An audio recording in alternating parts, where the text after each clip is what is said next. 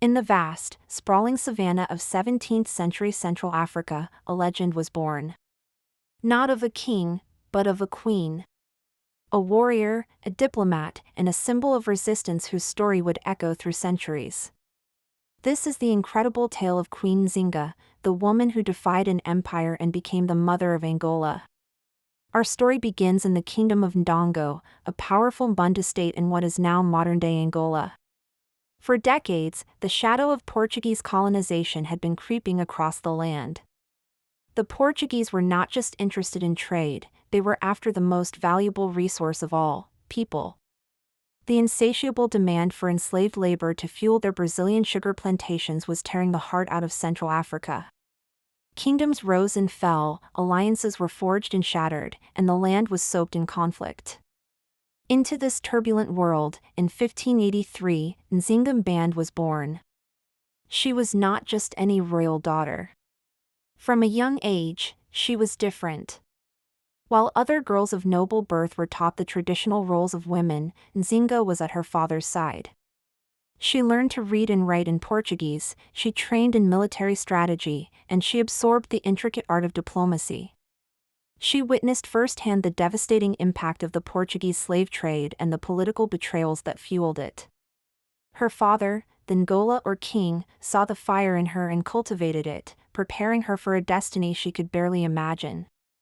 When her brother, Bandi, ascended to the throne, the situation grew desperate. Bandi lacked Nzinga's political savvy and military prowess. Under his rule, Ndongo suffered crippling defeats at the hands of the Portuguese and their local allies, the Mbangala warriors. The kingdom was on the verge of collapse. Desperate and out of options, Bandi turned to the one person he knew could face the Portuguese on their own terms, his sister, Nzinga. In 1622, Nzinga embarked on a mission that would become the stuff of legend. She traveled to the Portuguese colonial capital of Luanda, not as a defeated subject, but as an ambassador of a sovereign nation. The Portuguese governor, João Correia de Sousa, intended to humiliate her from the start. In the meeting room, he sat on an elevated chair, a symbol of his supposed superiority, while providing only a floor mat for Nzinga. It was a calculated insult, designed to put her in a subservient position. But Nzinga was no one's subject. In a stunning display of quick thinking and defiance, she gestured to one of her attendants. The woman immediately dropped to her hands and knees, becoming a human throne for her queen. Nzinga sat down, meeting the governor's gaze at eye level. The message was clear: she was his equal. The Portuguese were stunned. For weeks, Nzinga negotiated with a skill that left the governor in awe. She secured a peace treaty, agreeing to a tactical baptism and adopting the Christian name Dona Ana de Sousa, a move that gained her a temporary, but crucial, alliance with the Portuguese. She had won the battle of wits. However, peace was short-lived. The Portuguese betrayed the treaty, resuming their slave raids and attacks. When her brother died under mysterious circumstances, some historians suspect Nzinga herself had a hand in it to save her kingdom from his weak rule. She seized power. But the path to the throne was not easy. Bantu society was patriarchal, and many nobles refused to be ruled by a woman. To solidify her claim and prove her right to lead, Nzinga did the unthinkable. She renounced her gender in a public ritual, declared herself king, and even took on male attire and a harem of male wives.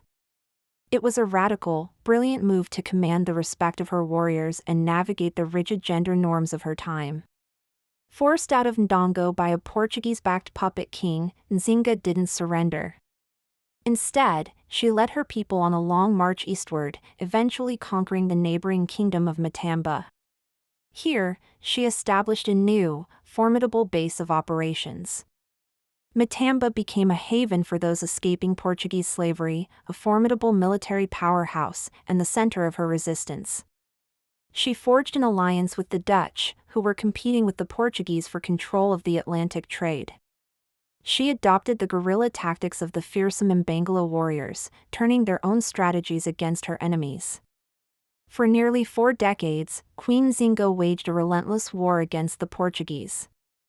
She led her armies into battle herself, even into her 60s.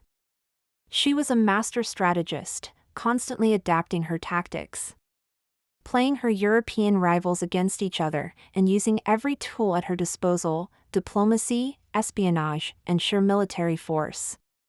She was more than just a military leader, she was the glue that held her people together, a symbol of hope in a dark time. Her goal was not just survival, but the creation of a unified, free Central African state, a dream we now see realized in the nation of Angola. In her final years, as her strength began to wane, Nzinga shifted her strategy one last time. Realizing a perpetual state of war was unsustainable, she once again turned to diplomacy.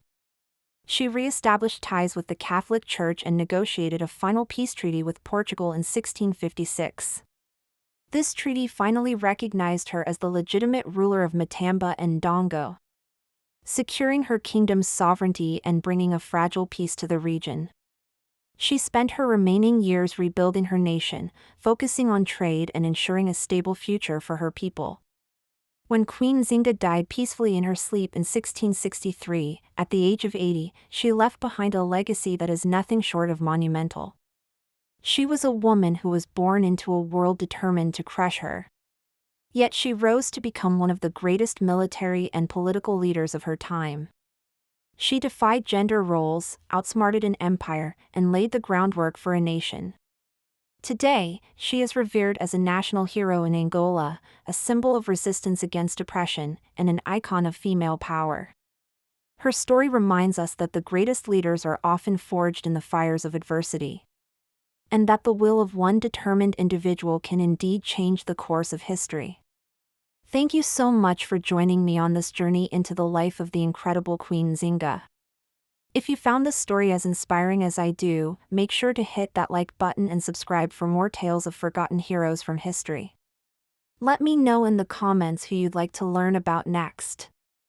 Thanks for watching.